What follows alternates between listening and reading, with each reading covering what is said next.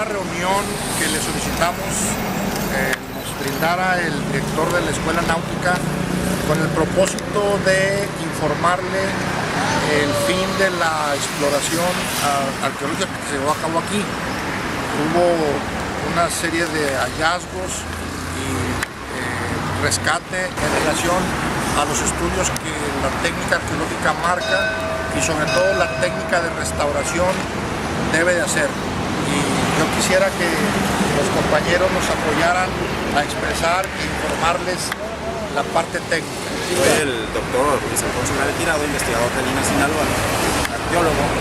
Bueno, como están enterados, la investigación se suscitó por el hallazgo de una osamenta humana de la náutica. Nos percatamos que podría ser de prehispánico, se hizo la inspección y siempre, la verdad, sí me contamos con el apoyo de las autoridades de la escuela.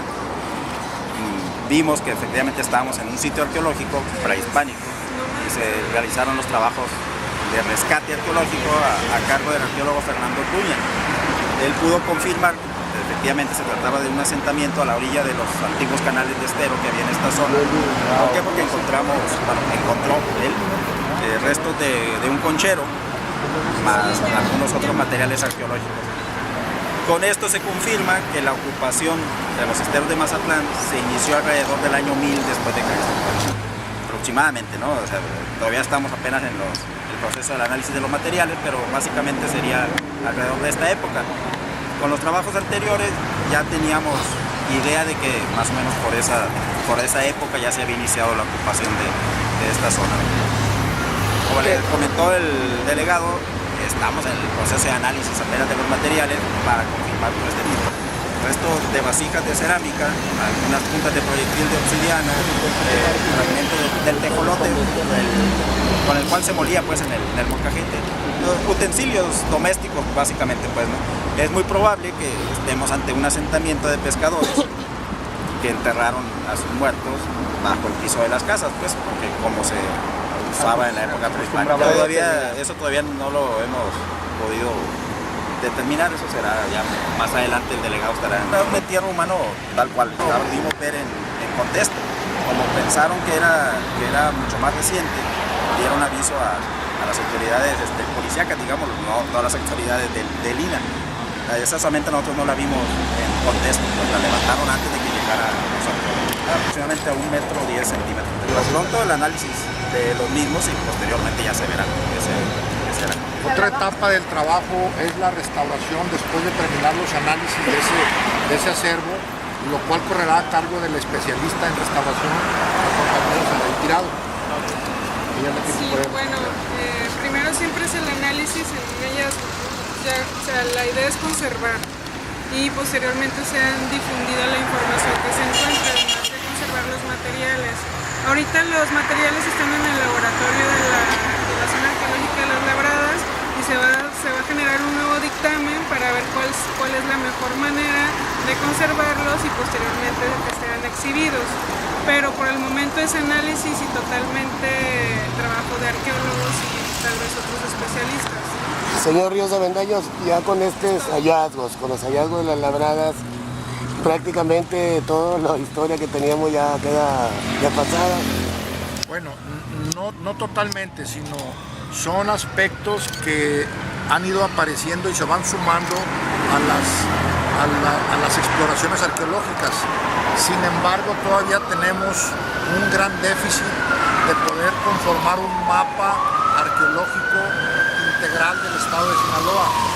Hay estudiantes de la Escuela de Arqueología del Norte de México en Chihuahua, hay estudiantes de la Escuela de Arqueología de Zacatecas y de la propia Escuela Nacional de Antropología e Historia en el DF, que vienen periódicamente al territorio de Sinaloa a llevar a cabo proyectos de investigación. Muchos de ellos están detonando tesis de estudiantes ya en su etapa final de la carrera, pero tenemos cosas muy valiosas que están sucediendo.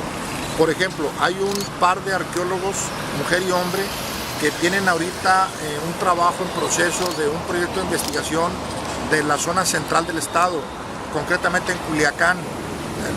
Paradójicamente, al ser la capital del estado, es la que menos se ha investigado.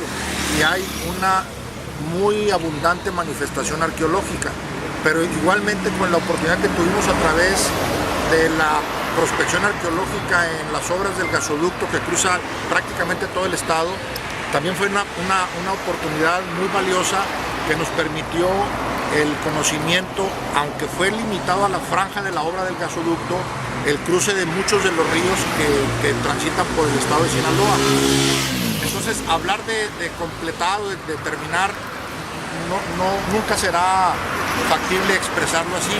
Cada vez que hay una excavación, sea por las juntas de agua potable de los municipios, sea por obras públicas, sea por la Secretaría de Comunicaciones y Transportes, sea por la Comisión Federal de Electricidad o por cualquier entidad que implique una remoción del suelo, es parte de la aplicación de la ley que nos rige, que el INAH debe estar acompañando para ver el potencial de hallazgos arqueológicos. Y hay que reconocer, y qué bueno que ustedes nos dan la oportunidad de difundirlo, no tenemos manifestaciones monumentales, es decir, no vamos a tener pirámides, no vamos a tener grandes plazas como en otras partes del país, pero literalmente en Sinaloa, donde escarbes, encuentras hallazgos arqueológicos, fragmentos de cerámica, lítica, concha labrada, de otras diversas manifestaciones, sobre todo las urnas funerarias, que esto tiene que ver con las prácticas funerarias prehispánicas, que una vez inhumado el cuerpo de algún guerrero, de algún habitante de la comunidad, se sometía a esa inhumación y transcurrido un tiempo determinado se exhumaba y se acomodaban los restos óseos en vasijas de barro acompañado de ofrendas funerarias, lo que conocemos como urnas funerarias. Esa olla con el contenido óseo y los homenajes, las ofrendas funerarias, se volvía a inhumar.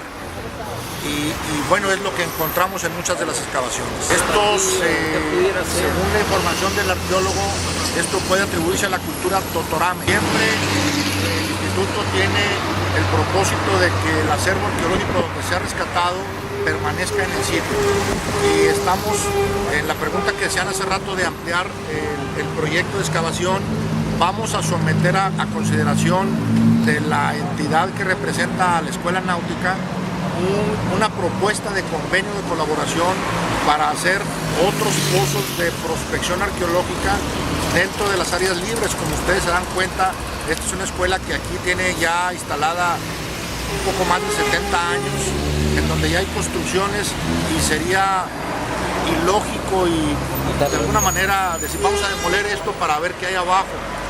Eso no es práctico. De acuerdo a lo que se encontró, como acertadamente lo comenta el doctor Grave, es evidente que ahí había un asentamiento y los elementos que se rescataron constituyen de la vida cotidiana, de raspadores, artefactos de la vida cotidiana de un asentamiento.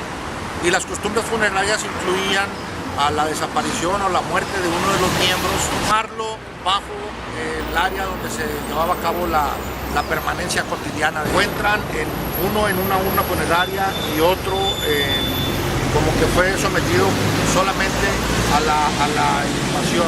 Estaba en forma horizontal, boca arriba. Esos restos están ahorita en el laboratorio de arqueología de la zona arqueológica de Las Labradas. El día 4 de noviembre fue el primer hallazgo que se reportó y luego ya después de conseguir las autorizaciones de la autoridad de la escuela, durante los siguientes días se hicieron los trabajos que culminaron hace 9 días. Muchas más manifestaciones, fragmentos de cerámicas, como explica el arqueólogo, con un dibujo y un diseño típico de la cultura mazatlán. Se le denominó los hallazgos que se hicieron en el año 31 del siglo pasado. No hay información al respecto, solo las ofrendas funerarias nos permiten saber la importancia del personaje. Puede ser doméstico, puede ser algún guerrero, puede ser alguien de la jerarquía sacerdotal, pero eso lo determinan las ofrendas funerarias. Acuérdense ustedes que en el museo está exhibido el jorobado. Es una figura que manifiesta quien lo donó al museo, que fue también encontrado aquí en lo que eran las instalaciones de la Escuela Náutica. Eso fue en el 31 del siglo pasado. Entonces, parte de este propósito del convenio es poder hacer exploraciones para asumir o determinar con relativa precisión o exactitud el tamaño del asentamiento. No olvidemos que la parte posterior de la escuela es un pequeño afluente que descarga en el estero, en donde los hábitos alimenticios de los habitantes prehispánicos pues era precisamente consumir esa disponibilidad como hoy lo hacen los mazatlecos. Quien venga a Mazatlán y no coma marisco, pues no vino a Mazatlán.